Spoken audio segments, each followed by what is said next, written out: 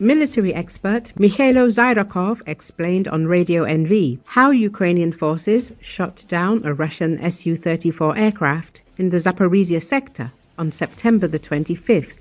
First of all, it's likely the Russians were flying the same predictable routes. Zhyrokhov explained. And you know, when there's no resistance, people on the front, the pilots in this case, lose some vigilance. They lose caution.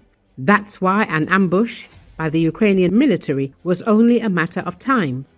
He also suggested what weapons may have been used to hit the aircraft. I think it could be anything from a roaming Patriot to being caught by F-16 missiles, which we now have plenty of, he said.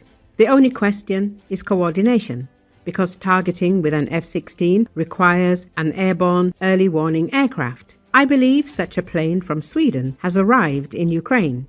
As of the morning of the 25th of September, Russia has lost 427 aircraft since the start of its full-scale invasion, according to the Ukrainian General Staff. The Su-34 is roughly comparable to the American F-15E Strike Eagle, a two-seat, multi-role fighter developed in the 1980s with a top speed of about 1,900 kilometers per hour. Any loss of a combat unit like the Su-34 is a very painful loss for the Russians. Each loss of such an aircraft is felt significantly, especially when two aircraft are completely destroyed and two are seriously damaged. Such aircraft can only be repaired at a factory. Therefore, such losses are very painful for them, explained Hannadi Kazan, president of the Ukrainian Aviation Association of the Pilots and Aircraft Owners, AOPA, Ukraine. The expert emphasized that since the beginning of the full-scale invasion, Russia has suffered losses of Su-34 aircraft. As a result, the fleet of these fighters has significantly decreased. The Russians do not have thousands of such aircraft. According to various estimates, the Russians had up to 100 Su-34s, and now they have fewer. They are losing these aircraft at the front and at airfields. These are good indicators and news for our country, because the Russians will have fewer means to attack along the entire front line, he added.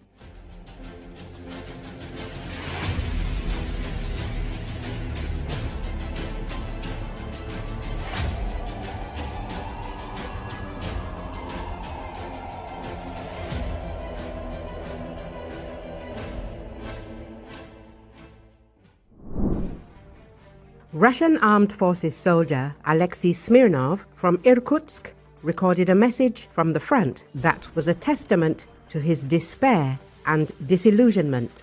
He recounted the heavy losses and accused the command of betrayal. The soldier found himself alone among the bodies of his fallen comrades, of whom, according to him, there were more than 20. In the video, Smirnov shows the bodies and names some by name. He claims he called for evacuation but never received help. I called for an evacuation truck. There was no evacuation truck and there was no contact. No one is answering my calls. The soldier emphasizes that command abandoned the unit to its fate. Our command has forgotten about us. They don't care about us. You signed a contract. To them, you're just meat. Smirnov admits that he doesn't know how much time he has left. What will happen to me? I'll probably be like that too. I've been through so much over so many corpses. He warns his fellow citizens, guys, don't come here to Ukraine to fight. This isn't our war. Think about your families, your children. We'll leave in black bags. More than 20 dead. These motherfuckers forgot about us. Our command is whores. And now look what happened to us. The video became further confirmation that the Russian army is suffering colossal losses during the aggression. Recall Russia's horrific casualties in its invasion of Ukraine, now estimated to have surpassed the combined total from all of Moscow's wars since 1945, have put its infamous meat grinder tactics in the spotlight. Ukrainian soldiers have described waves of poorly armed, ill-prepared Russian troops thrown into battle as cannon fodder, leading to extreme rates of death and injury among the invaders. At the same time, Russian soldiers have themselves engaged in extreme violence, not only against Ukrainian civilians and prisoners of war, but also against each other. Fratricide, coercion, violence within units, and mistreatment among soldiers are not unique to the Russian military, but they have seldom been seen on this scale in recent decades. And while soldiers throughout history have resisted orders, most famously, US soldiers engaged in so-called fragging against their officers during the Vietnam War, this sort of defiance is largely absent among Russian troops. The ongoing invasion of Ukraine, uniquely documented through widespread online coverage, reveals how an ingrained culture of violence in the Russian military fuels a brutal cycle of coercion and complicity.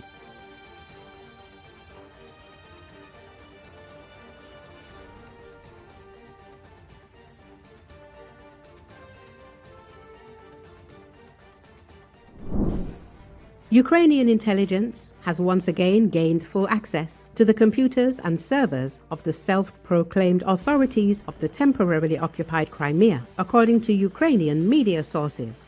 The operation resulted in the acquisition of over 100 terabytes of intelligence data. This includes official correspondence from the so-called head of Crimea, Sergei Aksyonov, as well as working documents and correspondence between ministries and services of the occupying government of Crimea.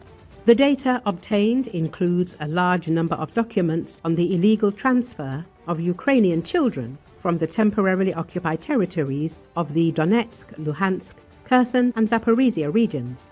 The source said, "These are lists of minors who were taken by the occupying authorities to the territory of Crimea and Russia."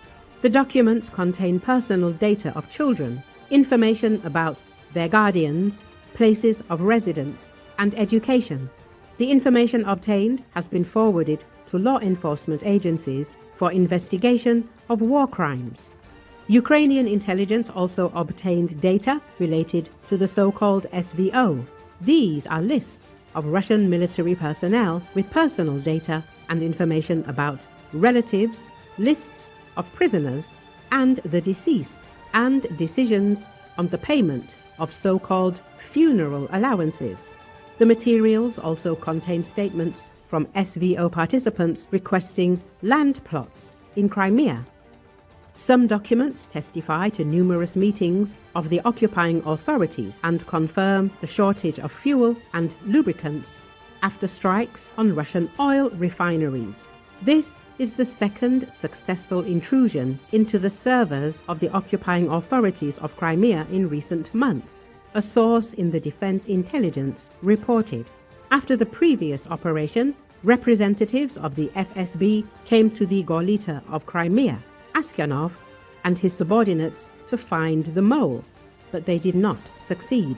In July this year, cyber experts from the Defense Intelligence of Ukraine carried out a large-scale special operation against the occupying authorities in Crimea. A powerful DDoS attack effectively paralyzed information systems and network infrastructure in Crimea.